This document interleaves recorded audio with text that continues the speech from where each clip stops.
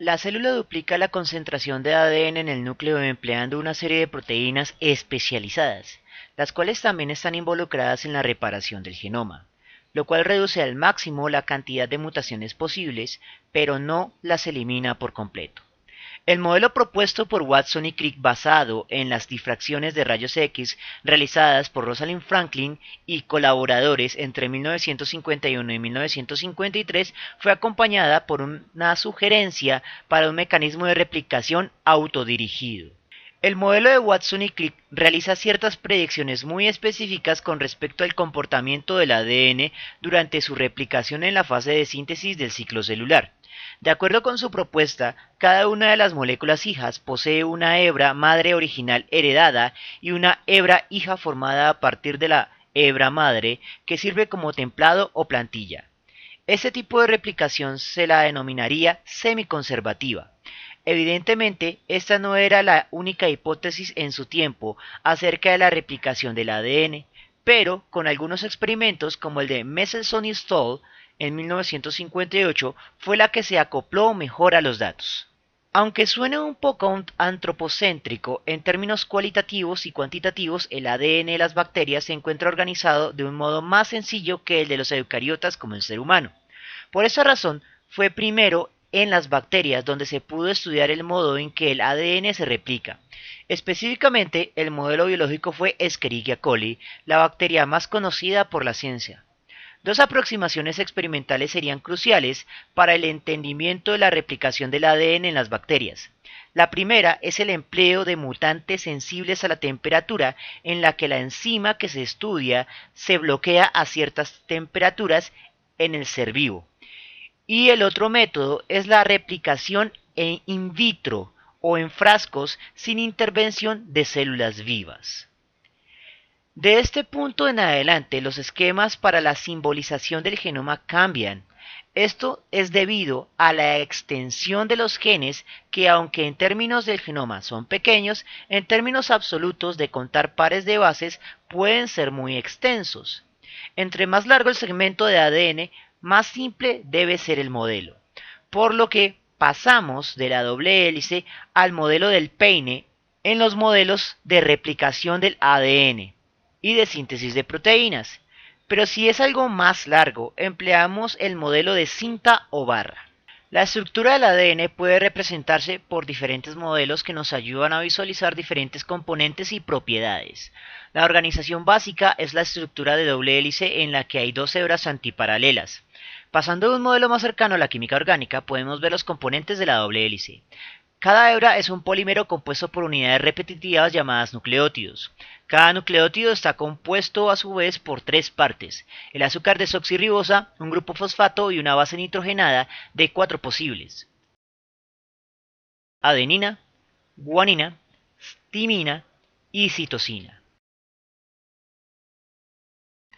La base nitrogenada se une al carbono 1' del azúcar, mientras que el grupo fosfato se une al carbono llamado 5' del primer azúcar y al carbono 3' del siguiente azúcar, generando una conexión entre azúcares. El azúcar se llama desoxirribosa pues carece de un oxígeno unido al carbono 2'. Los grupos fosfato y las desoxirribosa actúan como el marco del peine y las bases nitrogenadas como las cerdas. Los carbonos en los que se une el grupo fosfato son vitales al describir la direccionalidad del ADN y de las polimerasas de ADN que solo leen en una dirección, desde la cola 3' hasta la cola 5'. Las colas de las dos cadenas son antiparalelas, por lo que la punta 3' de una hebra está enfrentada a la punta 5' de su complementaria. Las dos hebras con forma de peine interactúan formando algo así como una escalera, y los peldaños de la escalera están formados por las bases nitrogenadas, las cuales se unen entre sí por interacciones moleculares llamadas puentes de hidrógeno o enlaces de hidrógeno, que individualmente son débiles, pero que en grupo generan una unión estable. La complementariedad de bases es específica y sigue las reglas de Chargaff que vimos en la lección anterior. Replicación del ADN. Mecanismo general. La replicación del ADN es un proceso semiconservativo en el cual las dos hebras de la molécula madre se relajan. Cuando una doble hélice de ADN se relaja, ésta se desenrosca gracias a la pinza de replicación y expone sus bases nitrogenadas de forma lineal. Aunque esto causa enroscamientos en el resto de la molécula, los nudos se resuelven mediante las topoisomerasas de ADN. Posteriormente, cada hebra seguirá una ruta diferente. La hebra líder solo requiere de un cebador o primer para iniciar la síntesis. Este cebador se sintetiza en un lugar de la secuencia llamado origen de replicación, el cual es reconocido por una ARN polimerasa que sintetiza el cebador. De esa forma, la ADN polimerasa de tipo 3 se coloca en la punta 3' del cebador de ARN y comienza a copiar de forma continua a lo largo de la hebra. La otra hebra debe ser copiada en fragmentos, por lo que las ARN polimerasas que sintetizan el cebador deben reconocer de forma cíclica varios orígenes de replicación. La ADN polimerasa 3 reconoce estos fragmentos y los copia de vez en vez, o en fragmentos llamados los fragmentos de Okazaki.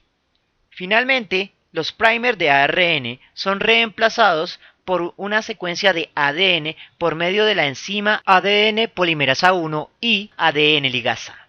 Las enzimas, especialmente la ADN polimerasa 3, no son perfectas y poseen un ritmo de error, los cuales conllevan a que la molécula que se copia será semejante, pero no exactamente igual a su molécula madre.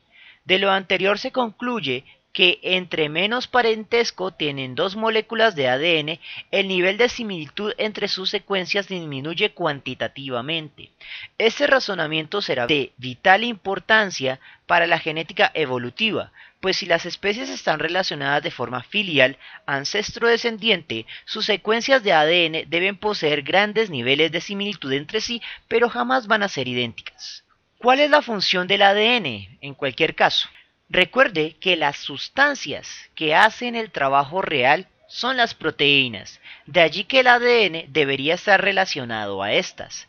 Nuestra comprensión de la relación entre genes y proteínas surgió como resultado de varias observaciones clave. La primera observación importante fue hecha por Sir Archibald Edward Garrod, quien concluyó que las personas que padecían enfermedades metabólicas heredadas carecían de enzimas específicas. Más tarde, George West Biddle y Edward Lowry Tatum indujeron mutaciones en los genes de Neurospora e identificaron las reacciones metabólicas específicas que se vieron afectadas. Estos estudios condujeron al concepto de un gen, una enzima, y posteriormente a la versión más refinada de un gen, una cadena polipeptídica.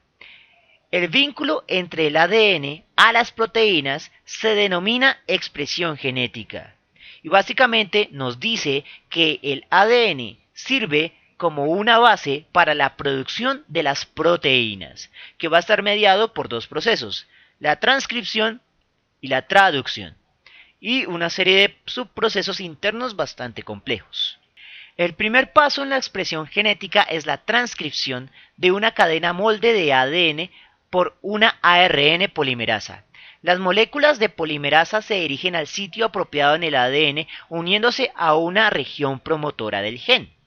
La polimerasa se mueve en la dirección 3' a 5' a lo largo de la cadena de ADN molde, ensamblando una cadena complementaria antiparalela de ARN mensajero inmaduro. En los procariotas, ese ARN mensajero viaja directo al ribosoma, pero en los eucariotas, como el ser humano, los arcaicos y virus, el ARN mensajero debe madurar.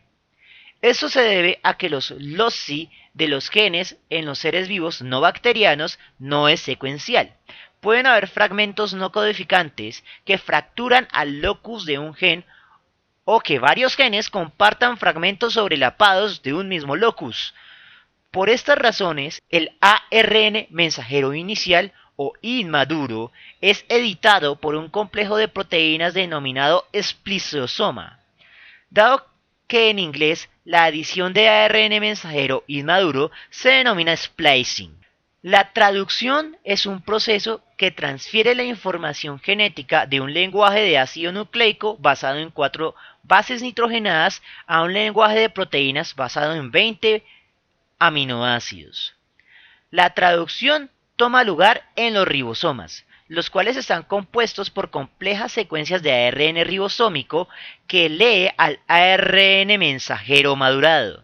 La lectura se da cada 3 bases, conjunto llamado codón, por medio de secuencias complementarias del ARN llamadas anticodones.